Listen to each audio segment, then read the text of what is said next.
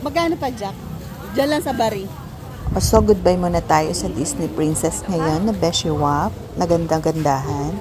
Diyan tayo sasakay ngayon. Napansin ko lang, mas madaming padyak kaysa sa tricycle dito sa Mangaldan. Which is okay naman kasi hindi masyadong pulutan ang hangin. Ayan, kasya naman kami ni Yaya Bells. Pero ang tanong, Kaya naman. kaya ba ni Kuya? Kaya naman. Kaya. Ang lakas ni Kuya, nakaya niya kaming dalawa. Sa buhay, kahit anong pagsubok, dapat kayanin.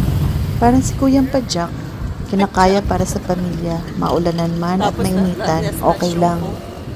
Minsan, naikwento pala sa akin ni nanay. Nung araw daw, may mga kamag-anak kami dito sa Mangaldan, yun ang kabuhayan nila.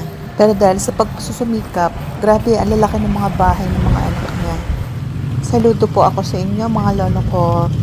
20 pesos pala ang singin nila per person. Compare sa jeep na 10 pesos lang.